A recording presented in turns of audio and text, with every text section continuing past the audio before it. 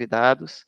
São pessoas que, além de ter um grande prestígio, os representantes do Centro de Ciências Exatas têm um grande carinho por conta da contribuição que esses professores têm dado no decorrer de sua atividade acadêmica para a universidade, para os centros de ciências exatas, para a parte de ciência e tecnologia. E hoje nós contamos com duas personalidades que, para mim, eu tenho muito carinho, porque ambos foram alunos da UEM.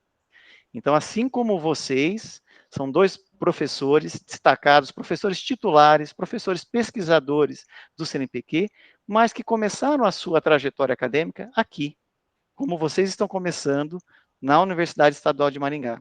Então, tenho um grande prazer, eu já queria externar o agradecimento em nome do comitê assessor das ciências exatas. Aqui nós temos meu colega Anderson, que compartilha comigo as atividades do CABIC. Então, eu gostaria de agradecer ao professor Ademir Aparecido Constantino, ao professor Luiz Roberto Evangelista, por terem aceito gentilmente o convite. Eu sei que nesse tempo nós temos muitas atividades, como nós estávamos comentando, e eles de imediato aceitaram o convite. Então, muito obrigado aos dois por terem aceitado, e pode ter certeza que a contribuição de vocês para esse evento, EAIC, é de suma importância para que ele tenha um grande êxito e vai ter certamente influência para a vida acadêmica dos alunos. Então, eu gostaria também de registrar a presença do professor Marcelo Muniz, que é o professor pesquisador lá da Universidade Federal do Paraná, que é o nosso membro avaliador externo. Então, obrigado, viu, Marcelo,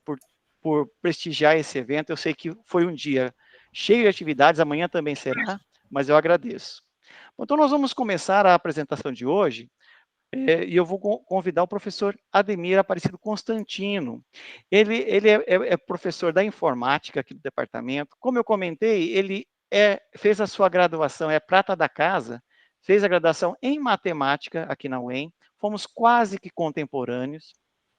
Ele fez o mestrado e doutorado em engenharia de produção pela Universidade Federal de Santa Catarina e o pós-doutorado na Nottingham University. Ele trabalha com pesquisa operacional, com otimização. Tanto ele quanto o professor Evangelista são autores de inúmeros artigos, capítulos de livros. O professor Ademir tem programas e patentes.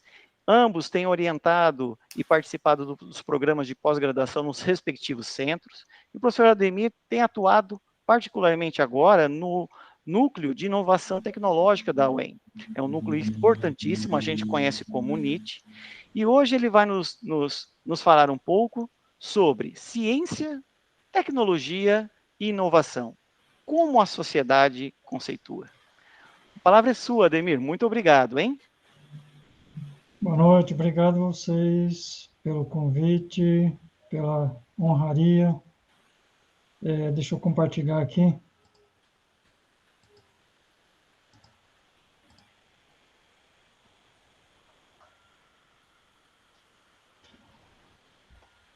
Eu que agradeço aí toda a oportunidade e eu vou tentar passar aqui um pouco da minha experiência, aprendizado. A gente passa na universidade a vida inteira aprendendo, né? Eu quero transmitir um pouco do que eu aprendi e também aproveitar esse tempo, certamente, mais um tempo de aprendizado também. Bom, sou o Ademir Aparecido Constantino, como o Marcelo falou, sou professor do Departamento de Informática, me formei em graduação, na matemática, aqui no Departamento de Matemática da UEM, e estou no Departamento de Informática há 23 anos. Continuo atuando com atividades relacionadas ao contexto de matemática na computação, e estou aí mais de 10 anos também como membro do Conselho Técnico do NIT, como o Marcelo falou, que é o nosso Núcleo de Inovação Tecnológica. E essa experiência nesse NIT é que eu trago um pouco dessa experiência nesse contexto que eu quero discutir um pouco com vocês. Só um momentinho, deixa eu acertar uma coisa aqui na minha tela, que é para eu controlar meu tempo. Qualquer coisa você vai me avisando aí também, tá, Marcelo? Bem,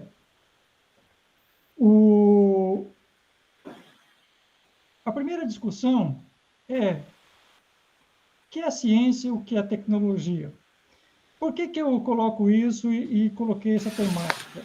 Porque, primeiro, que, como membro do Conselho do NIT, nós avaliamos muitos projetos de iniciação ao desenvolvimento tecnológico e inovação. E, para fazer a avaliação desses projetos, a necessidade é de termos parâmetro, né? O que é um projeto de iniciação científica, o que é um projeto de desenvolvimento tecnológico e inovação. Então, a gente precisou definir esses conceitos, alguns parâmetros, para estar fazendo essas avaliações. E aqui eu trago, então, esses conceitos. Né? Veja que eu estou falando conceito, por isso que eu digo como é que a sociedade conceitua, considera esses conceitos, porque são conceitos e não definições. Né? Na matemática nós temos definições, na área exata nós temos definições que são precisas. E conceito é uma coisa que vem de concepção e muitas vezes varia de pessoa para pessoa. Mas, embora acho que a gente tenha um senso comum dentro da atividade acadêmica, o que vem a ser cada um desses conceitos. Mas, a gente, de novo, eu precisei desses conceitos, nós precisamos desses conceitos para fazer essa tal separação dos projetos, classificação dos projetos entre iniciação científica e a iniciação, desenvolvimento tecnológico e inovação. Bem, interessante que, quando a gente fala ciência e tecnologia, geralmente a gente vê essa sigla, ciência, CIT. O que tem? Por que essas duas coisas caminham juntas? Por que ciência e tecnologia? A expressão tecnologia é um tema que eu coloco aqui em discussão, porque atualmente a tecnologia, a mídia, a sociedade interpreta como tecnologia muita coisa associada à computação, que é inclusive a área que eu atuo, ou com coisas relacionadas à engenharia, mas sabe que está certo isso? Qual a relação de tecnologia com a ciência? Tem relação? A mídia e a sociedade sabem o que é tecnologia? Sabem o que é ciência? Eu digo isso sociedade, mas eu diria, inclusive, internamente, né? Como membro da comunidade acadêmica, universitária, nós sabemos fazer essas distinções? Imagine, então, para os políticos, que são pessoas que, lá no mais alto nível, definem leis, que acabam refletindo sobre nós, eles sabem essas distinções, essas separações, sabem fazer essas separações. E, por fim, tratar um pouco sobre também inovação, e a inovação tecnológica. Né? O que tem a ver inovação ou a inovação tecnológica? Então, é um pouco dessa discussão que eu trago. A pergunta, então, eu começo de trás para frente. O que é a tecnologia? Tecnologia, ela... Desde quando que existe tecnologia? Na verdade, a gente vai descobrir que tecnologia ela existe desde que temos conhecimento da existência da humanidade. Se a gente for ver lá na Idade da Pedra Lascada, como eu coloquei uma pequena ilustração, já se tinha tecnologia. Tecnologia para acender fogo, usando duas pedras. Era tecnologia. Mas por que a gente chamava de tecnologia? Eu vou discutir um pouco sobre isso. Afinal de contas, tudo que é produzido pela área de TI, tecnologia da informação, é tecnologia. Note que a mídia é muito comum associar isso, tudo que é relacionado à área de computação, tecnologia da informação, como tecnologia. E olha, estou falando isso com tranquilidade porque eu sou da área, trabalho na área de informática, né? Então, o aplicativo Uber, que é um aplicativo que todo mundo conhece, eu peguei um exemplo aqui de algo bem conhecido. Eu poderia chamar o Uber como tecnologia? O melhor, é uma inovação tecnológica? São coisas que eu estou trazendo que a gente vai voltar à discussão mais adiante. Eu trago esse primeiro slide aqui de um diagrama que nós na computação chamamos de fluxograma. Onde você faz representação de fluxo de informações de processamento. E eu coloquei esse slide porque, numa ocasião que eu participei de um evento de candidatos políticos para funções de representações nossa a nível municipal, e era um evento sobre inovação tecnológica. o evento era para os candidatos irem falar sobre inovação tecnológica, suas propostas. E um dos candidatos começou a sua apresentação com um slide usando essa simbologia de fluxograma. Quando eu vi aquilo, eu falei, pronto, mais um que associa inovação tecnológica com computação. E o público que estava assistindo, eu era da computação, mas muitos que estavam ali não eram. Então, provavelmente não percebeu por que ele estava usando esse tal fluxograma, que é algo típico para a área de computação. Então, o que imaginam? Para esse político ou candidato, que hoje, inclusive, ele é suplente no Senado, para vocês verem onde é que as coisas vão, né? Associando inovação tecnológica ou tecnologia com coisa relacionada somente com computação. Eu peguei aqui um fragmento de uma publicação no jornal local que falava assim, ó, o evento inédito mobiliza segmento de tecnologia. Isso foi aqui em Maringá. Aí você fala assim, um evento de tecnologia, o que você imagina que vai acontecer nesse evento? Bem, eu sei que evento é esse. Esse evento aqui foi um evento do setor das empresas da área de tecnologia da informação. Mas veja o título, segmento de tecnologia, como sendo, mas na verdade era um evento específico de tecnologia da informação. Teve uma série de matérias que ocorreu no jornal, na Rede Globo, que tratava assim, debate sobre o uso de tecnologias em sala de aula.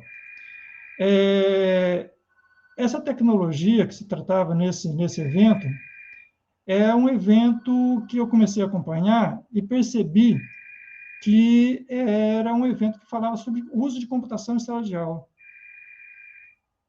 Pessoal, só um inconveniente aqui, ó, tá vendo? Coisa que a gente dá processo online, né? O pessoal tocando o telefone aqui em casa e eu não tenho como atender, tá lá longe.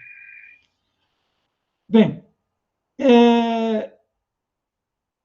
e era um evento que o pessoal associava com o uso de computação em sala de aula. De novo, tecnologia associada à computação. Bem, mas afinal de contas, de onde é que vem o termo tecnologia?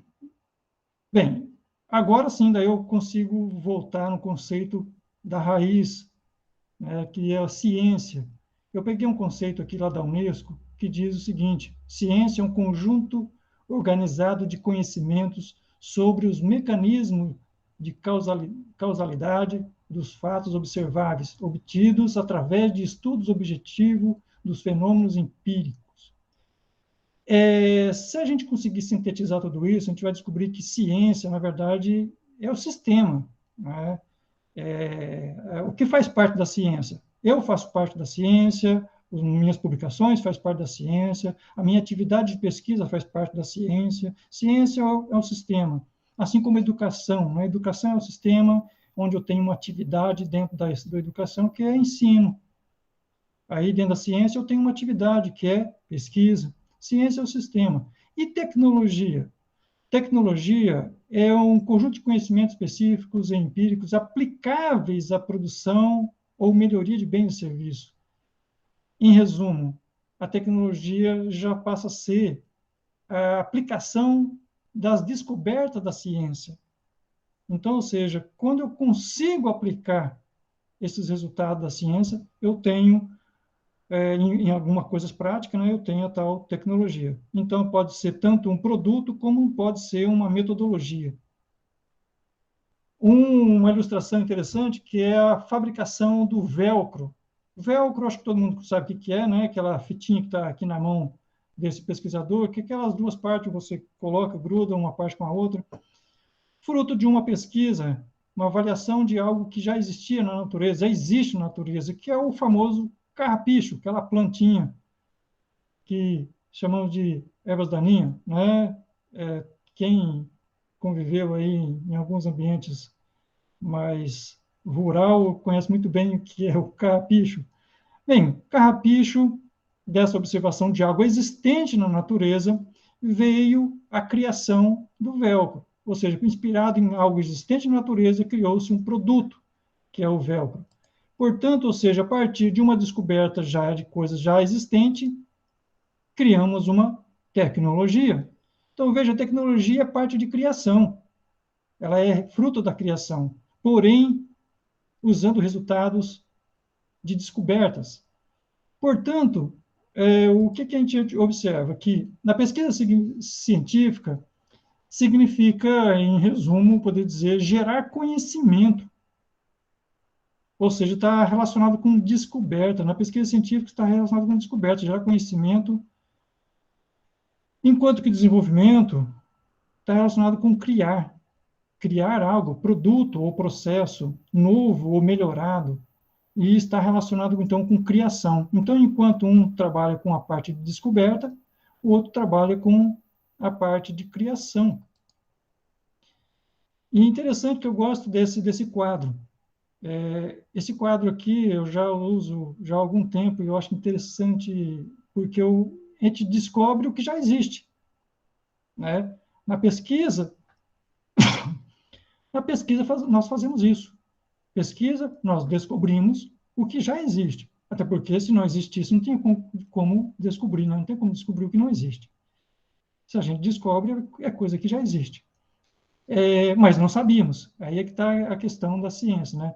Descobrir, gerar conhecimento, conhecimento novo, mas nós descobrimos que existe, mas não sabíamos. E inventamos o que não existe. Descobrimos o que já existe e inventamos o que não existe. Ou seja, inventamos, criamos. E isso está relacionado à parte de desenvolvimento. Então, ou seja, a gente pode resumir nesse quadro, eu diria, pesquisa tem um significado como descoberta, desenvolvimento, criação e invenção, né? Enquanto que na pesquisa o resultado futuro você desconhece, na pesquisa é isso, né? Se você já sabe o que você vai descobrir, então o que você vai pesquisar? Então, o que é o resultado futuro? É desconhecido. Já no desenvolvimento, ele é previsto. Você quer criar tal coisa, e essa coisa você já prevê o que ela é, né? Bom, eu poderia falar sobre pesquisa aplicada, pesquisa básica, mas tentando ser um pouco mais rápido por causa do tempo. Então, eu estou cortando algumas informações. Aliás, muitas coisas eu tive que cortar na minha apresentação para tentar encaixar dentro desse meu tempo aqui de 30 minutos. E uma analogia relacionada com a área de engenharia de produção, o pessoal de engenharia de produção tem o que eles chamam de manufatura empurrada e manufatura puxada. É meu aprendizado aí com a engenharia de produção, né? É interessante que na manufatura puxada, ela é puxada por uma demanda, né? Existe uma demanda por tal produto ou serviço, então, ou melhor, no caso aqui é manufatura, é produto, né? Então você produz em função da demanda. Interessante que a gente consegue fazer uma analogia basicamente com o que acontece com a pesquisa básica e a pesquisa aplicada. Na pesquisa aplicada, nós também temos algo assim. Nós investigamos algo em função de uma demanda, de uma questão, de um problema real, prático, e isso fomenta uma pesquisa aplicada, enquanto que a pesquisa básica não tem esse compromisso. Mas, embora extremamente importante, e eu vou fazer um pouco dessas menções da pesquisa básica. Veja só o aparelho de raio-x. É interessante, o professor Evangelista está aí, que é físico, né? Não sei se a área dele é parte de relacionada a esse tipo da área de raio-x, mas o aparelho de raio-x, ele foi fruto de uma demanda. Alguém, em algum momento, falou assim, olha, eu quero criar um aparelho de raio-x. Será que foi isso? A gente vai descobrir pela história que não. Não foi fruto de uma demanda, né? Precisava de um aparelho raio-x. A gente sabe, claro, que a gente precisa de equipamentos para ajudar em diagnóstico, isso sim. A história, a gente vê que começa lá com um estudo de um físico, e que eu coloco aqui até essa imagem de um que se diz como sendo o primeiro raio-x de uma mão, de 22 de dezembro de 1895. O físico, eu não me lembro a origem dele, que estava fazendo um estudo da luminescência do tubo catódico de Crookes. Eu nem sei o que é isso, gente. Mas eu imagino, na época, alguém perguntando para ele, você está fazendo um estudo dessa luminescência? Isso serve para quê? Provavelmente ele fala assim, olha, não sei, estou estudando isso aqui, agora, se isso vai servir para alguma coisa, eu imagino isso, né, na ocasião. Né? E a partir da sua descoberta, inclusive usando a mão da esposa, né, ele conseguiu fazer essa imagem da estrutura óssea da mão, que foi, então, considerado como o primeiro raio-x da história. E, a partir disso aí, alguns anos depois, nós tivemos o surgimento, então, dos equipamentos de raio-x. Ou seja, da pesquisa, da descoberta, chegamos em um produto de extrema importância, nós usamos até hoje, né, raio-x. Lógica booleana. Quem é que usou lógica booleana hoje na sua casa? Bem, a gente vai descobrir quem está usando lógica booleana agora. Né? Neste momento, nós estamos usando lógica booleana.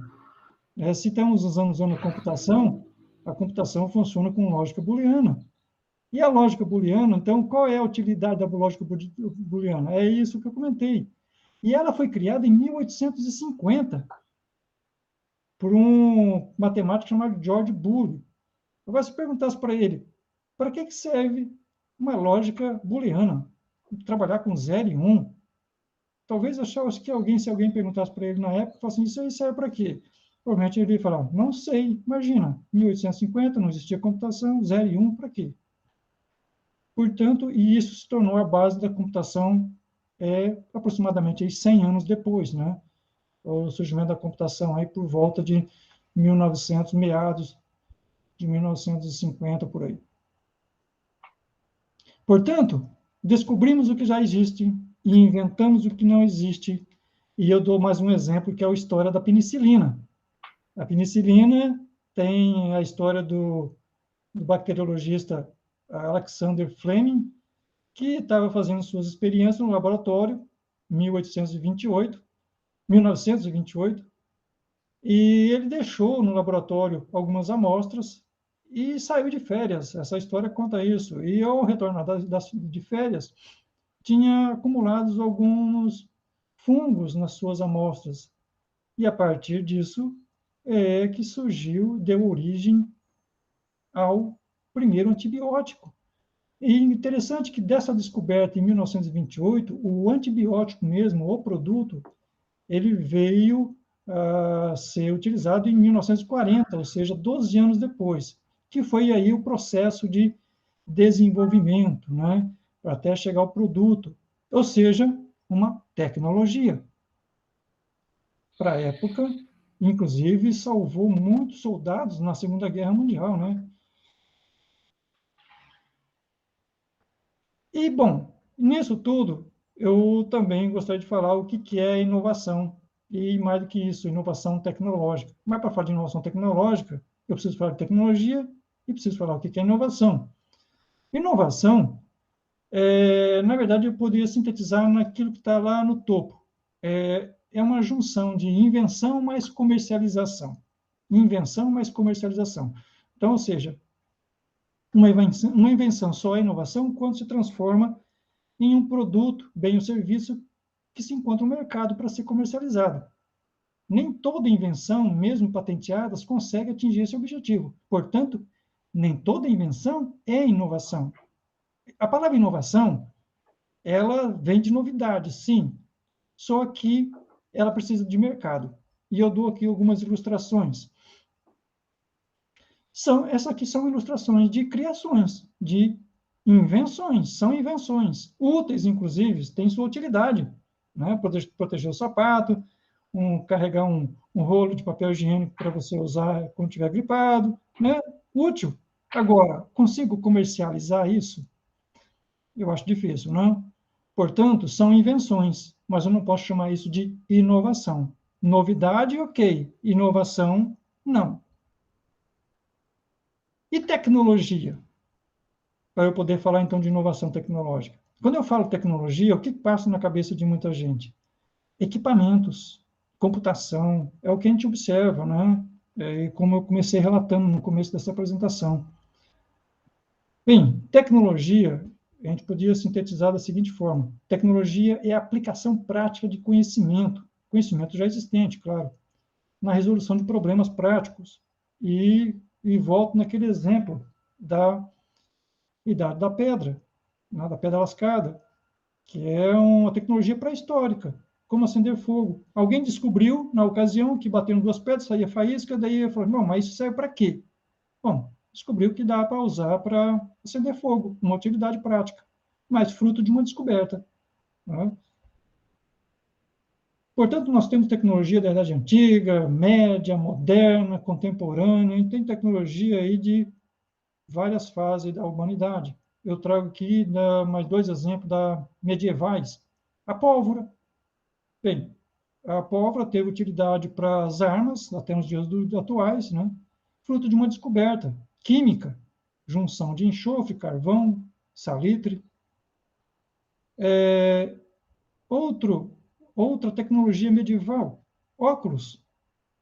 Mas está relacionada à descoberta? Sim, descoberta de como fazer vidro e como fazer manipulação de vidro. Portanto, tecnologia, a gente vê que como sendo a aplicação da ciência, a importância da ciência. E não podemos confundir aqui ciência aplicada, né, ou pesquisa aplicada. Tecnologia, na verdade, é a aplicação da ciência, ou seja, a aplicação de descobertas, dos conhecimentos existentes. Bom, já que eu falei de tecnologia, de inovação, aí a pergunta é, o que é desenvolvimento tecnológico ou inovação tecnológica? Bem, tanto inovação tecnológica como desenvolvimento tecnológico, ambos têm como raiz a pesquisa científica, né? Ou seja, a ciência. Colocamos, então, como desenvolvimento tecnológico, significa criar algo, produto ou processo de fabricação, quando eu digo processo, aqui é processo de fabricar algum produto, a partir de resultados de pesquisa científica. E a inovação tecnológica é a inovação, né, a coisa nova, porém originada também de descobertas da pesquisa científica.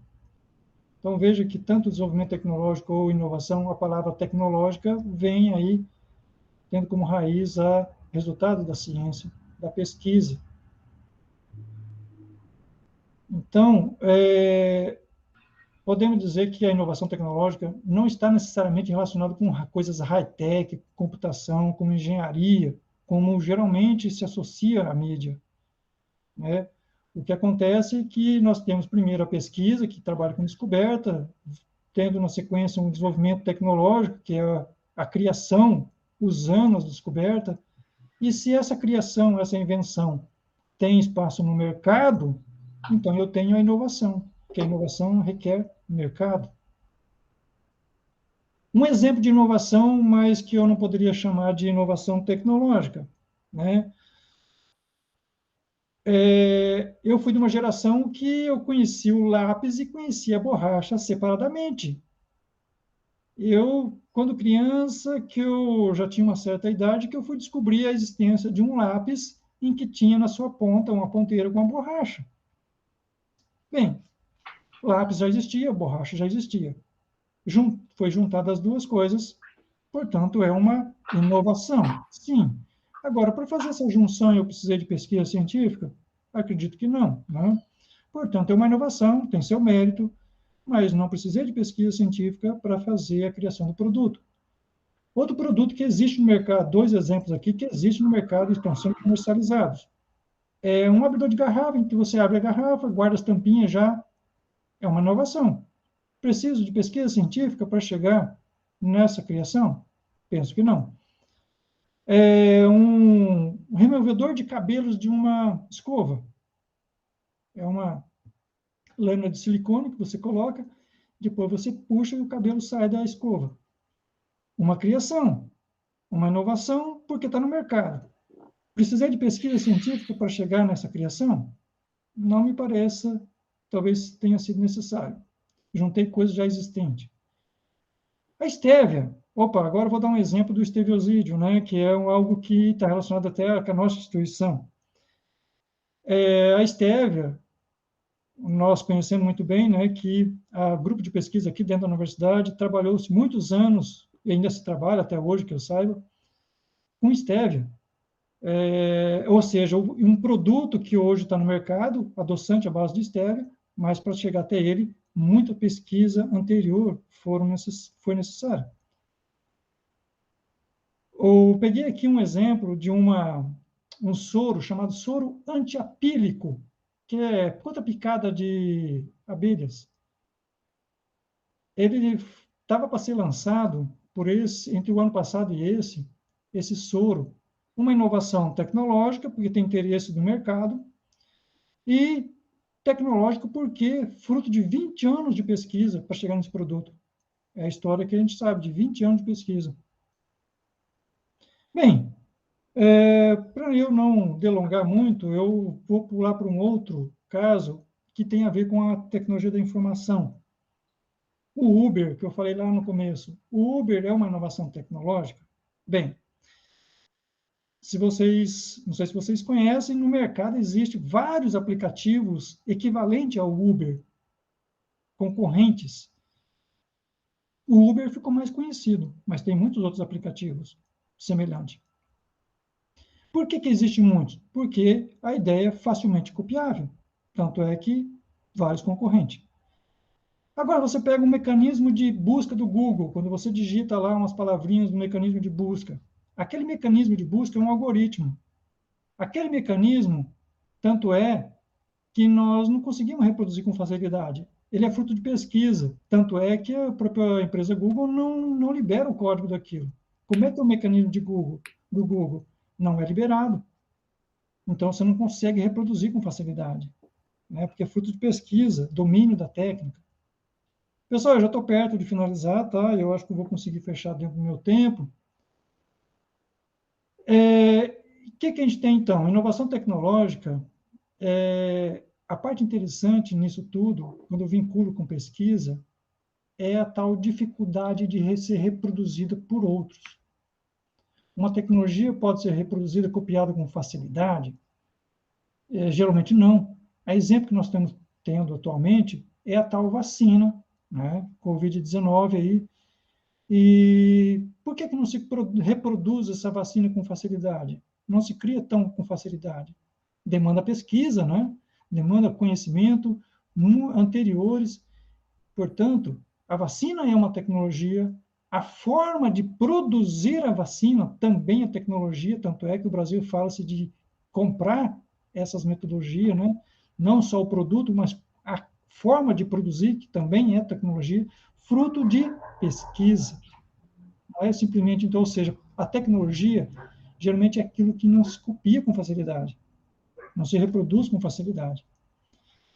A ciência, então, a gente vê nisso tudo, é que ciência traz a tal soberania de uma nação, né, para a produção de tecnologias. Nós não criamos tecnologia simplesmente porque eu quero, imagino, tenho ideia e crio. Precisa, geralmente, o que a gente observa é muita pesquisa anteriormente. E pesquisa, às vezes, muito, como eu dei o exemplo aqui, de pesquisa básica, que a gente nem sabe, no primeiro momento, onde vai ser aplicado. Né? Nós temos vivido atualmente algumas vivências de que algumas políticas, inclusive muito fomentando mais a pesquisa aplicada, isso me preocupa, e isso que eu trabalho com pesquisa aplicada, né? Mas me preocupa muito quando você vê muita fomentação mais nessa linha.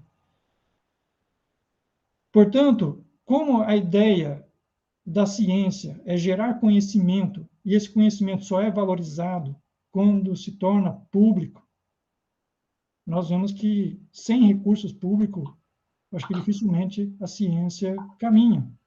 A gente vê, pela origem da ciência, de geração de conhecimento, a necessidade de recurso público. Eu não consigo visualizar, não conheço nenhum país do mundo em que a ciência consegue sobreviver sem recursos públicos, pela sua própria característica. Estou falando da ciência. Então, tentando aí fechar, eu coloco, então, que a inovação tecnológica nesse contexto, no contexto mundial, se eu posso, tem que pensar a inovação tecnológica no contexto mundial, ou seja, como algo que eu consigo produzir dentro do meu país, mas isso que eu consigo produzir, ele precisa de algumas coisas anteriores, que é a nossa base na ciência, para se transformar em tecnologia, e se isso puder ser levado para o mercado e a inovação tecnológica. O interessante é que, embora eu tenha colocado nesse sentido linear, esse processo é cíclico. Né? A gente sabe muitas ferramentas produzidas com tecnologias, com inovação tecnológica, ela alimenta a ciência aqui atrás. Vou dar só um exemplo. Um microscópio. É um equipamento que se chegou na produção como tecnologia, mas que, a partir dele, eu consigo gerar outras pesquisas, novas descobertas. Então, ou seja, alimenta a ciência também.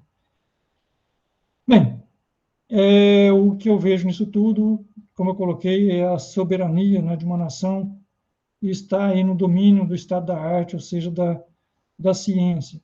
Pessoal, eu vou estar fechando meu tempo, que eu acho que já está estourando, e claro que eu tive que cortar muitas coisas, mas como a gente tem tempo de debate, depois eu acho que a gente consegue discutir mais algumas coisas. Obrigado, gente, pela atenção, e eu fecho por aqui. Muito obrigado, professor Ademir. Obrigado pela contribuição. Eu vou bater palma em nome dos presentes, tá bom? Tá. Muito obrigado mesmo. Eu vou fazer o seguinte,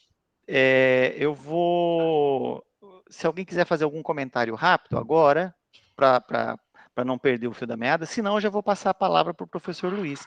Alguém gostaria de fazer um comentário ou uma pergunta para o professor Ademir, algum comentário, alguma observação? Eu só queria comentar rapidinho, Ademir. Nós da matemática pura, da física pura, da ciência mais pura e teórica, sentimos bastante a cobrança dessa questão de onde você vai utilizar, né? E, então, esse comentário, essa fala sua vem a calhar, e eu sempre comento que eu me sinto fazendo ferramentas que um dia vão utilizar. Pode demorar um pouco, pode ser como o Boole, pode ser como outros cientistas, mas um dia vão utilizar nossas ferramentas. A ciência é preciso. Vamos precisar muito da ciência no que vai aparecer. Bem, gente, dando continuidade, eu gostaria agora de convidar, então, o professor Luiz Roberto Evangelista, que gentilmente também aceitou o convite de compartilhar seu conhecimento aqui conosco. O professor Evangelista, ele também fez a graduação aqui conosco, na Universidade Estadual de Maringá, então ele é graduado em Física, tem o seu mestrado em Físico-Química pela Universidade Federal de Santa Catarina, doutorado em Física de Partículas pela USP, pós-doutorado no Politécnico de Torino, a especialidade dele é Mecânica, Estatística e Física Matemática, salvo engano, entre outras especialidades, né? Contribui enormemente, embora ele, ou oficialmente se considere aposentado, o professor nunca se aposenta, né? A gente pode deixar algumas atividades de lado, mas sempre atuando, como ele continua atuando hoje, junto ao Departamento de Física, contribuindo para a universidade, contribuindo para a sociedade, tanto que ele foi reconhecido não só pela universidade, mas pela cidade de Maringá, como um cidadão benemérito, uma honraria que faz jus realmente às suas contribuições, além de vários outros prêmios nacionais e internacionais que ele tem, e hoje ele vai nos falar um pouco sobre ciência e linguagem. Professor Luiz, muito obrigado, e a palavra é sua. Muito obrigado, boa noite a todos, muito obrigado pelo convite, é sempre com emoção que a gente faz isso, né? Faz isso o quê? Que a gente se dirige aos estudantes das mais diversas idades e aos colegas, né, com quem tivemos e temos o prazer de dividir essa jornada, né. Eu não sei direito como é que eu vou compartilhar, eu tentei colocar aqui, não sei se eu estou conseguindo a minha apresentação. Vocês estão vendo ou não? Estamos. Está sim, professor. Mas vocês veem, eu não sei, eu vejo muito pequena. Um Eu não Ctrl sei. L, algumas Ah, vezes ele maximiza um pouco a tela. Eu não sei se vai funcionar nesse caso. tá. Realmente é um problema, porque eu tenho tido problemas. Eu não sei se Tá. eu mudando, eu consigo mudar aí? Eu mudei também ou não? Não. É, então isso é um problema, na verdade, tá certo? Se o senhor preferir, eu posso não. tentar apresentar. Se você puder, eu agradeço, mas é que vai ficar. É engraçado, porque, como eu disse a vocês, eu fiz isso neste ano e meio, eu fiz umas 20 vezes, pelo menos. Está mudando agora? Não, né? Não, não, não. Eu Então tá bom. vou tentar, então, passar aqui, aí o senhor É só que nós vai... temos pouco tempo, né? Então, Não tem problema, eu a gente poderia. aproveita aqui um pouquinho. Eu vou, Hum, então, só pedir para o senhor daí me direcionando, que eu vou mudando a tela sem problema. tá Vamos ver bem. se eu vou conseguir. Não, porque eu vejo aqui, mas eu vejo numa janela. Talvez eu. Vocês estão vendo inteira, é isso ou não? Vocês veem a minha tela inteira? Ah, essa já é sua. Ok, Essa é minha. tá Isto. bom. Tá. Ok. Bem, então você pode ir passando, porque eu não sei. Eu não sei direito. Não, não vai dar certo, tá? Então eu vou falar sem. Lamento muito, preparei os slides, mas não tem importância. Bom, eu gostaria de agradecer ao Anderson. Eu recebi uma carta assinada pelo Luiz Fernando. Então agradeço ao Luiz Fernando que assinou a carta. O professor Marcelo Escudeiro Hernandes, que eu coloquei com Z, me desculpa, Marcelo. Isso. Automático. A Ana Cristina Velasco, que me mandou uma carta também. A Vitória, que abriu a área. Os demais organizadores, eu nunca conheço todas as pessoas. E essa semana, porque essa é a segunda vez que eu falo no EAIC em geral, né? Essa é uma mesa mais do CCE. Em 2015 eu fui convidado para falar aos alunos sobre um assunto bem polêmico, que é a questão da ética na pesquisa. Obviamente ninguém se sente 100% capaz de abordar todos esses aspectos. Se você puder mudar de slide, eu queria discutir essa frase do Schopenhauer, que é um filósofo. Então eu começo com um filósofo. Ele diz que aquele que tudo conhece, mas não é conhecido por ninguém, é o sujeito.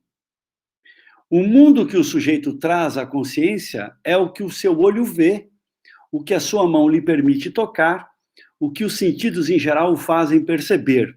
O mundo existe para ele como representação. Então você pode mudar o slide, e aí nós vamos entender por que eu gostaria de começar com esse tipo de abordagem. Porque o professor Ademir, ele falou disso também, mas de uma outra perspectiva, né? É como se eu tivesse agora voltado um pouco antes, um ponto de vista um pouquinho anterior ao do professor Ademir, né? O poeta Rilke dizia que os artistas, de um modo geral, o bom artista, ele não está conformado com o mundo tal como ele é, ou porque ele não o compreende, ou porque ele não pode aceitá-lo, então ele inventa um outro mundo, né? Então, fazer arte significa criar um outro mundo. Para criar um outro mundo, ele cria uma representação, né, para esse outro mundo. O cientista, o físico, aqui eu me atenho um pouco àquilo que eu faço, né, mas isso vale, evidentemente, para todos os cientistas, né, parte do princípio de que o mundo é real. Então, ele aceita este mundo. E como bem disse o professor Ademir, ele pode descobrir alguma coisa que há nesse mundo. Mas, antes mesmo de descobrir, ou no momento de descobrir, ele precisa ter uma representação desse mundo, né? Então, o físico parte da realidade objetiva, embora se possa discutir no âmbito da filosofia e até mesmo no âmbito de algumas áreas da física, como a física quântica, o que é o real, né? Mas nós não podemos entrar nessa briga, porque é uma briga que não tem saída, né? Então, nós partimos do princípio de que átomos existem, átomos e moléculas são reais.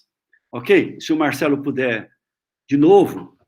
Então, quando nós construímos uma representação para a realidade, o poeta faz de uma forma. Van Gogh, quando via... Van Gogh, né?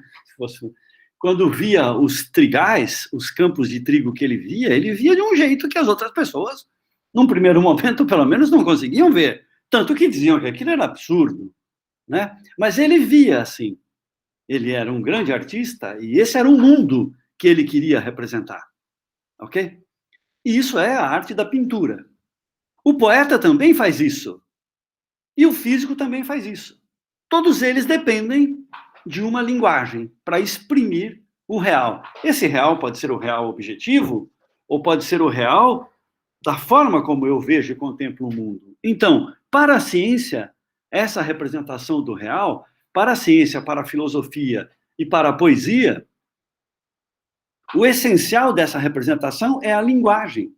Porque, vejam comigo, eu poderia, contemplando o universo, pensando no universo, ter as mais belas intuições a respeito da ordem, do sentido, etc.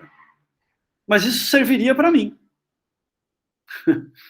Se eu quero comunicar essa minha intuição, essa minha descoberta, eu preciso de uma linguagem.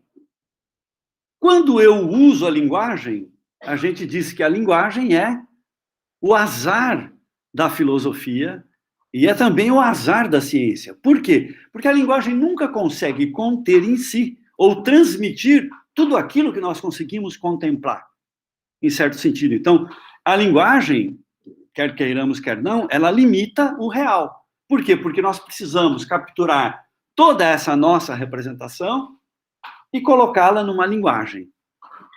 Ou seja, embora seja o nosso azar, nós não temos saída. Isso é tão importante que Galileu, no diálogo de 1632, que depois foi o pivô da condenação dele em 1633, ele dedica, logo de cara, ao final da primeira jornada, ele fala da linguagem. Ele narra a sua alegria, a sua surpresa em constatar que ele podia ler, no seu tempo, coisas escritas há milhares de anos, séculos, e que com alguns símbolos a gente conseguiria, a gente consegue, na verdade, deixar escritas coisas que serão lidas muitos séculos depois, né? Olha que poder, ele dizia. Então, ele dava muita importância a essa linguagem. E aí, a gente entra na questão da especificidade da linguagem científica, que eu acho que é aquilo que nos concerne quando a gente quer discutir essa relação da ciência com o humano e com a sociedade, né? Antigamente, havia umas disciplinas na graduação aí de vários cursos chamadas Metodologia de Ensino e Técnicas de Pesquisa, chamada de METEP, né? E o pessoal sempre começava com essa distinção entre o saber empírico, se o Marcelo puder mudar, eu agradeço, né?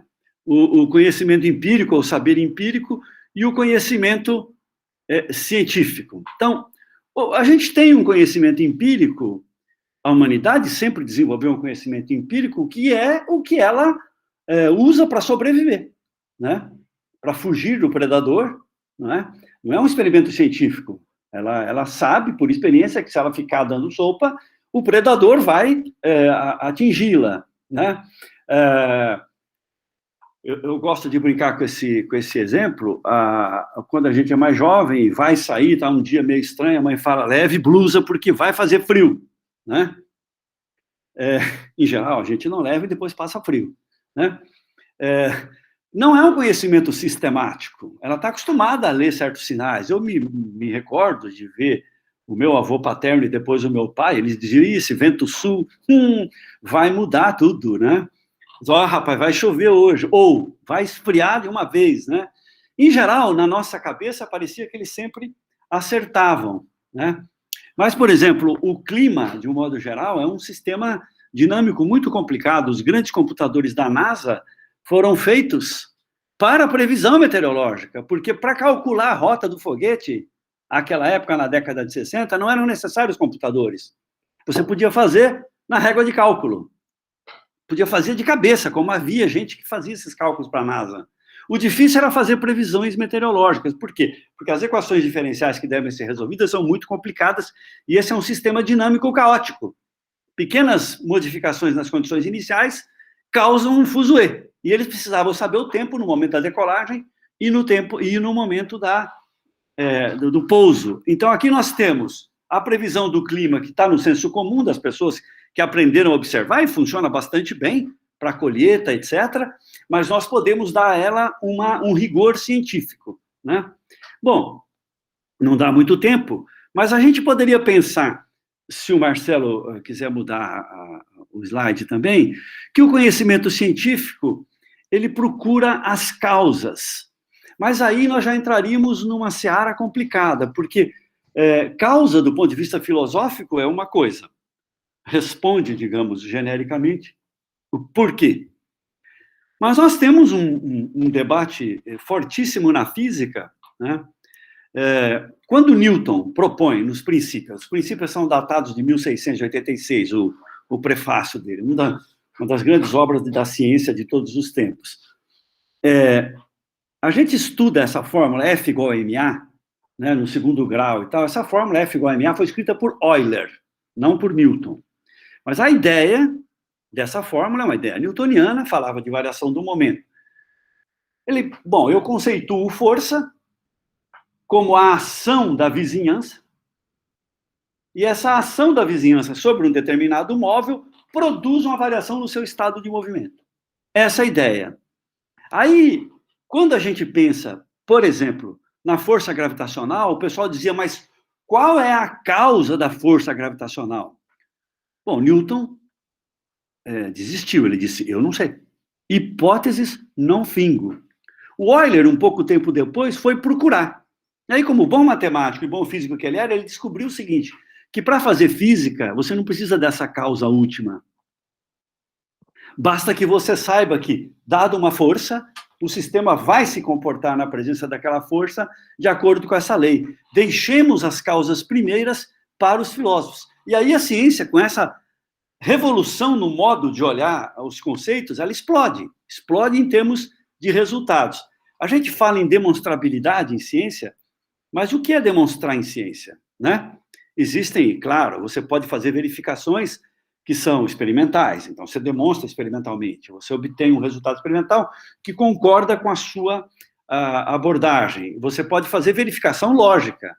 Eu me lembro de quando comecei com o curso de física, a gente dava um exemplo aqui dizendo o seguinte, haverá montanhas em Plutão? Nós não tínhamos meios de responder a essa pergunta, mas nós podíamos usar a ciência para dizer o seguinte, olha, a gente sabe que há na Lua, a gente sabe que há em Marte, a gente sabe que há em Júpiter. Vamos admitir que haja montanhas em Plutão. E vamos adiante, porque naquele momento nós não temos como demonstrar. Então eu não aceito só as coisas que são demonstráveis na hora, mas aquelas que são demonstráveis em princípio, ou falsificáveis. E agora, de fato, começaram a aparecer as imagens de Plutão, e são montanhas, inclusive, muito altas. Ou seja, quem há 40 anos imaginava que houvesse, estava certo. Ele estava usando o conhecimento da época para avançar um novo conhecimento. Bom, vamos continuar aqui com mais uma. O que acontece é que o conhecimento científico, depois, como exercício de qualquer arte, ele se torna o privilégio do especialista. Você precisa se treinar. Você vai a um concerto, vê um jovem de 25, uma jovem de 25 anos tocando maravilhosamente o piano e parece fácil. Eu sempre digo, começou por volta dos 7, provavelmente, foi levado pela mãe, às vezes com um puxão de orelha, teve que ir debaixo de chuva, né? Estudar quando não queria, odiar um instrumento por uma certa época e passar a vida fazendo isso. Então, é um conhecimento especializado, embora tenha uma ambição universal. Por quê? Porque é para todo mundo, né? Então, o risco que você corre com essa especialização é o risco de toda a especialização que foi criticado, por exemplo, pelo filósofo Popper. Mas o conhecimento científico, ele é mais programado, ele é mais sistemático, ele é mais crítico. A gente acha que ele é rigoroso, mas o rigor depende da nossa capacidade de rigor, né? Quer dizer, quando eu falo com o Marcelo, para o Marcelo matemático, o rigor é rigor, quer dizer, se a coisa estiver errada em 10%, ela está errada. Para um físico experimental como o Anderson, eu digo, olha, eu consegui fazer um fit e está dando aí uns 10%, que fala, opa, né? Que beleza. Então, os dois são rigorosos, mas o conceito de rigor é fluido aí, né? Porque se você não tem uma boa teoria, uma teoria que te dá 10% é um bom começo, ok? Você gostaria de ter algo Perfeito, mas isso não existe em nenhum âmbito da física experimental. Aristóteles dizia que esse desejo nosso de conhecer, ele nasce da catarse. Quando você contempla e aquilo te transforma, você fica admirado, essa catarse leva o homem a pesquisar ulteriormente, a procurar uma explicação, uma representação. Agora, a frase que talvez melhor defina a atividade de um cientista está numa passagenzinha de Galileu. Ele fala de coisa leggera, de coisa leve. Por favor, Marcelo. Ele diz assim: io stimo più il trovare un vero, quer dizer, eu estimo mais achar uma verdade, ainda que de coisa pequena, do que ficar disputando longamente sobre as grandes questões sem conseguir verdade nenhuma. Então, o cientista, né, nesse espírito galilaico, é o pentelho. Me desculpe a expressão um pouco chula, é o que procura o pelo em ovo, né? Ele quer entender o que é que este vero, quer entender essa minúcia. Depois, evidentemente, ele precisa colocar essa minúcia sob o risco de aí sim se tornar um super especialista, traindo o espírito científico universal. Ele precisa colocar isso dentro de um quadro maior, para compreender um quadro geral das leis da natureza. Mas no dia a dia, a busca dele muitas vezes passa pela simples necessidade de procurar um vero, né, como a minha de procurar um novo slide, né, pedindo ao Marcelo que faça, né, essa definição do Whitehead, que é um grande filósofo e matemático de Cambridge, amigo do Russell. O conhecimento científico se envolve com fatos concretos e com instrumentos, desde a escolástica, por incrível que pareça. Eles sabiam que fazer ciência significava tratar de conhecimentos concretos. Eles faziam metafísica, que não tratava de objetos concretos, mas aquilo que se chamava um conhecimento da filosofia natural do mundo precisava ser baseado em fatos. Então, nasce com os gregos, e nasce altamente especulativa a ciência, porque ela nasce como um pensamento cosmológico, né? A physis é a physis. A palavra physis tem essa origem nos pré-socráticos, mas passando por Roma, eis como resume o Whitehead. Ele diz: a ciência moderna deriva de Roma como da Grécia, deriva da Grécia, passando por Roma. E o rendimento do esforço romano transparece na energia do pensamento conservado em estreito contato com o mundo dos fatos. A ciência deve lidar principalmente com fatos. Essa é a característica dela. O problema do especialista não vou discutir aqui, mas essa palavra o professor Ademir propôs e eu gostaria de repropô-la. É útil? A ciência é útil? Bem, segundo Descartes, não deve ser útil. O professor deu o exemplo do raio-x, do Röntgen. Há um exemplo clássico quando Faraday estava demonstrando a indução magnética, que permite que nós estejamos aqui conversando, né? Levou à grande revolução industrial e ao mundo contemporâneo, e a rainha Vitória perguntou, mas para que serve isso? Né? Nobre, porque o Faraday tinha uma boa moral com ela. Ele virou-se ingenuamente e disse: para que serve uma criança? Né? Esse é o bom exemplo de resposta que um cientista dá, né? A gente ama a criança, a criança é simplesmente... A criança somos nós. Quer dizer, nós não somos sem a criança. Mais ou menos desse modo a gente pode pensar, né? Então, nós estamos aqui falando de ciência básica, da ciência como um modo humano de representar a realidade. E era sobre isso que eu queria chamar a atenção de vocês hoje, né? E aí a gente vem... vocês que estão entrando nas áreas exatas de filosofia e ciência natural, vocês vão se impressionar, já se impressionaram certamente, com a explosão de física que há, a explosão de ciência que há no século XIX, que o professor Marcelo vai nos mostrar. Por exemplo, entre os anos de 1840 até o ano de 1840 não existia uma lei geral de conservação da energia. Em 1860 ela já existia. Em duas décadas, consolidou-se, né, um monte, digamos assim, vamos usar essa palavra, de ideias que convergiram para uma das grandes descobertas da história humana, que é a lei de conservação da energia. A teoria atômica dos gregos começa a se tornar quantitativa com Dalton, né? Com a química de Dalton. A termodinâmica funda suas bases, o eletromagnetismo funda suas bases, e o professor Marcelo troca para mim e mostra que aparece no século XIX também a lei da evolução, que não é mais nenhuma teoria da evolução, é um princípio de evolução, né?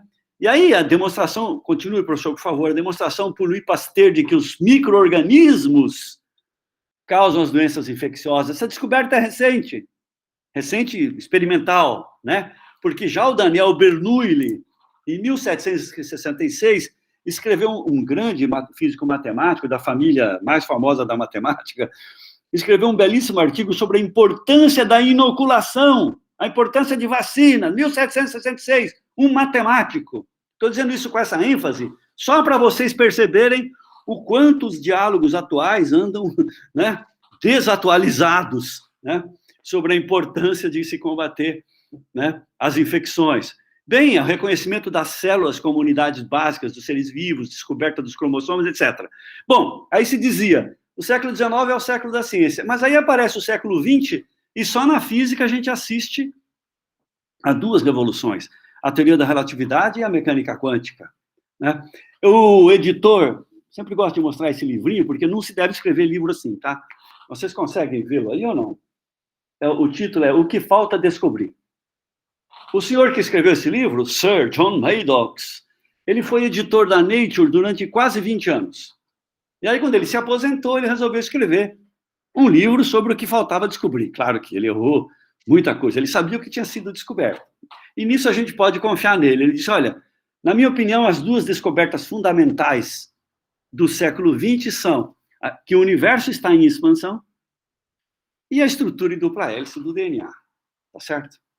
Bom, isso é o que ele disse. Então, quando a gente pensava que a explosão estivesse lá no século XIX, vem o século XX e provoca uma verdadeira inundação.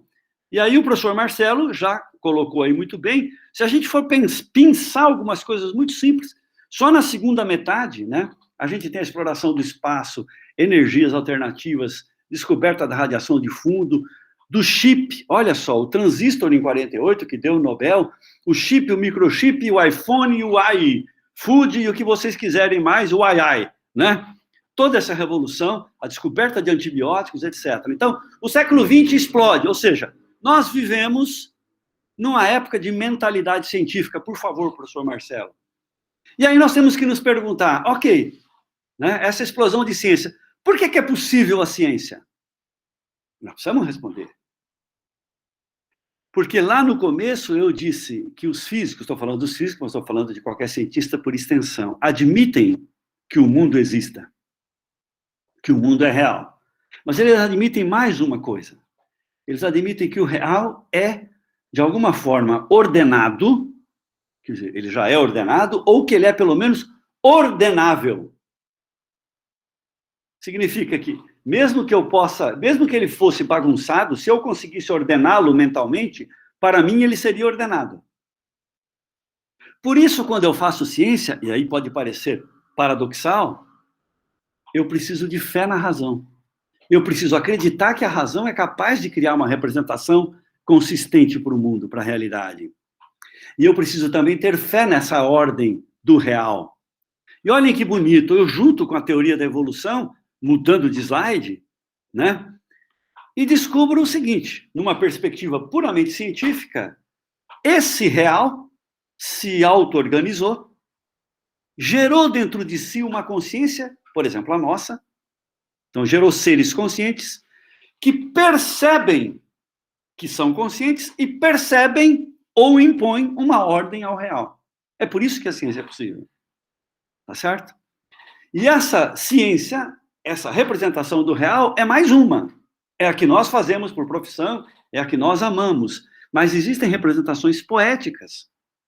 Eu posso dizer, nuvens de chumbo pairavam naquele céu da tarde fria e triste. Isso não é ciência, porque o chumbo não fica lá em cima sozinho, com calma. Mas eu sei que ele está querendo representar um dia chuvoso. Eu posso fazer essa representação. Ela não contradiz a representação científica, porque eu admito que ela não é uma representação científica. Ela é um modo de eu exprimir minha tristeza ou a minha melancolia, que não precisa ser submetido ao experimento. O experimento eu vou fazer com meteorologia, vou fazer com física da atmosfera. Mas eu posso representar o real assim. E eu posso representar o real também, religiosamente, se eu tiver essa sensibilidade, né? Tem gente aí que prefere representar o real como terra plana, mas, evidentemente, ele está saindo do marco do conhecimento científico. O que ele quiser dizer, se ele não tiver poderes, esse que é o problema. Se ele estiver dizendo isso numa rodinha, é problema dele. Ele não pode se arvorar em dono da verdade, porque aí nós temos como experimentar esse fato.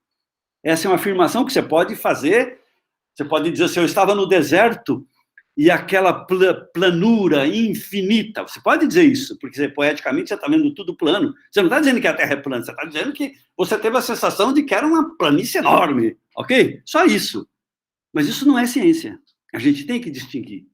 Aí você pergunta, como foi possível? Bom, eu não vou ter tempo de passar por tudo isso, mas os gregos fizeram a primeira revolução. E sobre isso eu preciso dizer alguma coisa, porque os gregos, os pré-socráticos, chamavam o to holon, o to panta, que é o todo, eles chamavam isso aí de cosmos. E ao chamarem isso aí de cosmos, eles já tinham introduzido um conceito muito importante, porque o oposto de cosmos, em grego, é caos. Quando eu digo que o todo é cosmos, eu digo que o todo é ordenado. Quando eu admito que esse todo é ordenado e que a razão é capaz de representá-lo, eu estou fazendo ciência. Começo com... Por isso, a metafísica começa a cosmológica entre os pré-socráticos e a física também. Porque eu reconheço que o real, o to holon, essa palavra to holon, ou to panta, era usada por Platão. Isso é passível de uma descrição teórica, ou seja, de uma descrição que passa pela contemplação da mente, isso que significa teoria. Isso é passível de descrição. Então, isso é cosmos, não é caos. Eles fazem a primeira revolução científica da história. Eles fundam a possibilidade da ciência. O meu tempo acabou ou não? Vocês não estão me ouvindo, então? Estamos sim. Meu tempo acabou? Quanto? 2 minutos. Ou não? Mais 6 minutos, professor. Ah, tá bom. Bom, então vamos continuar, né? Claro, depois dos gregos a gente tem... os gregos imaginavam que esse mundo fosse quase que um organismo, que a gente chama isso de tradição organicista. Anaxímenes, por exemplo, falava do pneuma cósmico, da alma cósmica, que esse universo é como um animal, um grande animal que respira, porque ele parece inteligente. As coisas acontecem nos ciclos de vida e morte, as coisas são ordenadas. Isso deve ser um organismo vivo, tradição organicista. No Renascimento, os homens começaram a pensar, não, as leis estão aí, mas elas não dependem de nós. Então, isso aí funciona como um grande mecanos. Mecanos em grego significa máquina. Então, esse universo não é um organismo vivo, é uma máquina. E as leis dessa máquina estão lá. O nosso papel é descobrir essas leis. Essas leis foram impostas, ou estão aí para sempre, se eu sou materialista, ou foram impostas por Deus, se eu sou teísta. Mas essas leis não foram postas por nós. Cabe-nos, toca-nos descobrir essa regularidade, essas leis. Aí a gente vem, com a ajuda do professor Marcelo, vem para um momento em que, quando você descobre a termodinâmica, que ela começa a romper com o mecanicismo, e começa a falar de processos irreversíveis, você descobre que a Terra tem fontes de energia dentro, a radiação, por exemplo, que as espécies estão em evolução, que tudo está em transformação, ao invés de pensar num organismo ou numa máquina, você pensa no universo como um processo. Algo que está em evolução. E aí você começa, a palavra está muito em moda hoje, mas, por favor, eu vou usá-la no outro contexto. Se ele está em evolução, está havendo uma narrativa, né? Percebe? O universo, a narrativa do universo não está pronta, porque ele está em evolução. Mais recentemente, a gente poderia pensar assim, e se eu conseguisse, agora, olhar para o universo sem me preocupar com a separação entre as várias áreas científicas, como se eu pegasse uma árvore né? Porque a árvore que está num quintal, com as cercas, ela pode ter raízes sombra em 3 quintais diferentes, por exemplo, raiz em vários deles. A parte principal talvez esteja no meu quintal, mas eu não posso cortá-la porque os outros vão, né? Dá até processo quando você faz isso na cidade, né? Então, imaginando que o que você quer conhecer é essa árvore, o melhor é tirar a cerca. E aí se junta, todos os vizinhos se juntam ali e vão estudar a árvore. Isso está acontecendo com a interdisciplinaridade ou a multidisciplinaridade, quer dizer, certos fenômenos não são mais de exclusividade da física, ou da química, ou da biologia, ou da psicologia. Certos fenômenos requerem o esforço coletivo de muitas áreas diferentes. E esses fenômenos são chamados de fenômenos complexos, né? E isso talvez nós estejamos vivendo, é difícil saber quando a gente está vivendo, um momento de mentalidade cosmológica de complexidade. Então, seria uma 4ª mentalidade cosmológica: organismo, máquina, processo e complexidade. Quem sabe, e vocês são convidados a participarem dessa aventura. Bem, tudo isso que a ciência faz o quê? Consolida a mentalidade científica, né? O valor da ciência, e aí a gente vê, para começar a concluir, que quando se pratica ciência, há diversidade de métodos, mas o espírito científico é sempre o mesmo. O biólogo trabalha de um jeito, o físico de outro, o psicólogo que faz uma psicologia mais igual de outro, mas o espírito é o mesmo, porque ela é uma visão da realidade. Ela pode ser uma representação abstrata, mas é uma representação do real. Depois a gente pode discutir quão real é esse real, mas isso não invalida o gesto científico, porque a gente pode admitir uma definição operacional para ir adiante, sem ficar discutindo muitos detalhes. Ela, como eu citei, enfatiza os objetos para descrever e explicar, mas não para agir diretamente.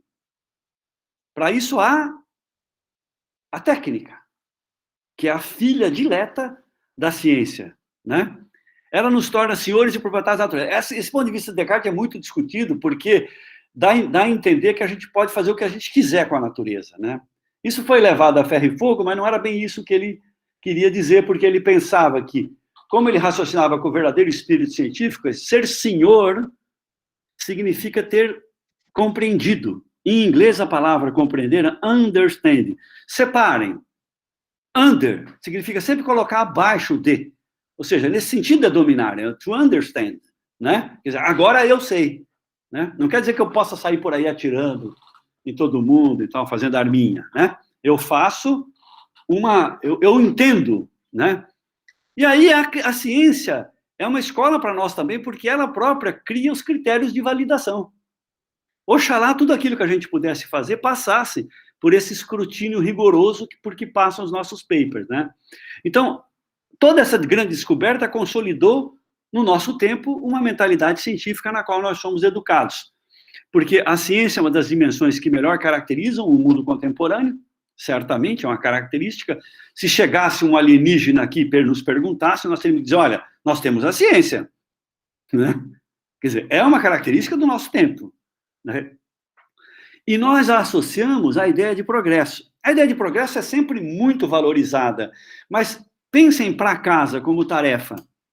Na verdade, a única coisa que a gente sabe de verdade que progride é o conhecimento científico. O homem das cavernas gostaria de voar. Nós podemos voar. Não somos melhores, não estou dizendo que não somos melhores do que ele, nós somos o resultado dessa evolução toda. Então, a gente vê progresso no conhecimento científico. Deixo para vocês responderem. As sociedades melhoram? O ser humano individualmente melhora? Pelo que a gente vê, não. Mas eu não quero entrar nessa seara, né? Com certeza, né, nós sabemos mais sobre os fundamentos da natureza do que sabiam gênios como Newton e Euler. Graças a eles também. Então, aqui há progresso. Agora, as relações humanas progridem? Hardly, mas eu deixo para vocês responderem. Então, foi consolidada uma mentalidade científica, por quê? Bom, a ciência goza de uma grande estima, apesar de, em alguns lugares, ser atacada de maneira vil, usando os resultados da ciência para atacar né? Porque não haveria nenhum desses meios que nós estamos usando, que a técnica nos propiciou por causa da ciência, né? Mas os resultados obtidos são inquestionáveis. E os resultados da técnica que a gente normalmente associa à ciência, né? O professor Ademir tocou nesse assunto, né? Mas é um outro estágio do conhecimento humano. A técnica, eu gosto de dizer, ela é filha dileta da ciência, mas os filhos, diferentemente do que pensam os pais, não são uma segunda edição dos pais, são seres diferentes, são filhos, mas são seres diferentes. Só que ela trouxe consigo a ideia de poder e de dominação, para o bem e para o mal, né? Então, quando explodiu a bomba atômica, o próprio Oppenheimer disse, nós, Oppenheimer, que era ateu, nós conhecemos o pecado de Prometeu. Nós roubamos o fogo dos deuses para dar à humanidade e fizemos mau uso dele. Né? Esse poder você tem. E você tem, inclusive, o poder de destruição. Então, é inegável que, a partir dos modernos, e a gente poderia continuar a noite toda aqui, né? Essa invenção dos modernos, que é de buscar a regularidade no mundo natural, eu chamo sempre de GDN, Galileu, Descartes e Newton, mas tem mais gente aqui, né? Mas esse final da grande revolução científica dos séculos XVI e XVII nos põe essa simples receita. A observação de Galileu de que o real é escrito numa linguagem compreensível, que é a linguagem da matemática, né? Que vem na esteira do pensamento grego, o real é passível de uma descrição racional. A observação de Galileu contém a essência daquilo que deu ao homem ocidental o domínio do mundo. O registro das regularidades, a sua composição em leis da natureza e o projeto de experimentos formam o método fundamental da sua nova filosofia. É uma receita simples e é de grande sucesso. E eu gostaria de terminar com a frase de um tio, parente querido, tio Robert, que dizia, os conceitos materializáveis podem ser sugeridos pela experiência, porém em caso algum deduzidos. Naturalmente, a experiência se impõe como único critério de utilização de uma construção matemática para a física, mas o princípio fundamentalmente criador está na matemática. Por isso, ele concluía, e eu gostaria de concluir assim também, lá no fim, é o último, tá, Márcia? Por conseguinte, em certo sentido, considero verdadeiro e possível que o pensamento puro possa apreender ou apreenda a realidade como os antigos reconheciam com veneração. O pensamento puro pode entender a humanidade. E a gente, quando parte para fazer ciência, parte do pensamento puro. Depois a gente faz, sim, a ciência experimental e aplicada. Claro, é sempre ciência. Mas a gente precisa dessa formulação de que o real é passível de uma descrição abstrata, que está aqui na nossa mente. E nós, físicos, precisamos da linguagem matemática. Então, o programa de Galileu marca o triunfo do modelo matemático da realidade física, entendida como o trabalho de descoberta da estrutura matemática do real, ou da imposição sobre o real de uma estrutura matemática, que é representada pelas leis da natureza, né? Não apenas o real é passível de uma descrição matemática, como já sonhavam os antigos. O real pode ser, em essência, matemático, como acreditam os pitagóricos, como eu, e outros tantos matemáticos. Obrigado pela paciência, né? E pela atenção. Obrigado.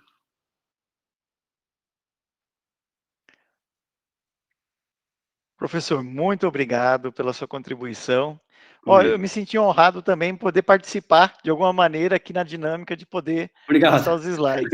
Eu estou convencido que, numa próxima edição, a gente vai ter que aumentar esse tempo, porque dá vontade tanto de ficar ouvindo, o Ademir também tinha tantas outras coisas para poder comentar, e o senhor também. Eu acho que a gente devia, de repente, uma outra hora, estudar para fazer esses debates que hoje em dia se faz tão necessário e que muitas vezes os alunos, nós professores, os pesquisadores em geral, a gente está sentindo assim uma pressão, um desânimo pelas situações que a gente ouve, né? Esse descrédito da ciência, e é algo que a gente batalha tanto né, no nosso centro, na nossa universidade, trabalha tanto para prestigiar a ciência, para valorizar, para dar valor àquelas descobertas, às inovações, como o professor Ademir trouxe, e muitas vezes a gente vê caindo em descrédito, né, um certo negacionismo. Então, debates como esse, apresentações como a que vocês trouxeram, professor Ademir, professor Luiz, eu acho que só tem a contribuir imensamente para que a ciência cada vez mais se mantenha forte, embora outras eras já tivemos uma perseguição até mais drástica, né? Até mais drástica, como o senhor comentou. Mas hoje ainda a gente continua firme e forte. Eu gostaria de abrir, se alguém gostaria de dirigir a palavra, fazer uma pergunta para os palestrantes, eu tenho o Nicolas. Nicolas, por favor, você pode abrir o seu microfone, você pode dirigir. Eu queria perguntar para o professor Evangelista, depois da apresentação, que é, no caso, por exemplo, para um cientista fazer ciência, seria algo, digamos, uma premissa, ou talvez algo inato da pessoa, que às vezes ela nem sabe que ela está notando, mas, por exemplo, que a existência de verdades absolutas e a existência de que tudo pode ser explicado e está tudo conectado, porque senão, digamos que não tem como você seguir para frente. Porque, tipo, em algum momento você vai precisar dessas bases, senão como que você vai seguir para frente? Aí minha dúvida é se, tipo assim, isso é uma premissa. Sim, isso, a premissa, na verdade, não é bem na forma... você está na direção certa, eu acho, mas a premissa é assim, é preciso confiar na razão, né? Essa é a premissa. Agora, a questão de verdade absoluta eu acho complicado, porque você não tem uma instância para recorrer à verdade absoluta. Quer dizer, a ciência, ela se faz por um acordo, um consenso racional entre os homens. É o debate racional, que a gente aprendeu lá com os gregos, não tem uma geração de filósofo que concordasse com a geração anterior. Isso é fundamental. Então, sim, ela precisa da fé na razão, porque você se levanta e vai procurar algo, né, no real, ou vai descrever algo do real, você precisa acreditar que isso é possível, mas não de maneira absoluta.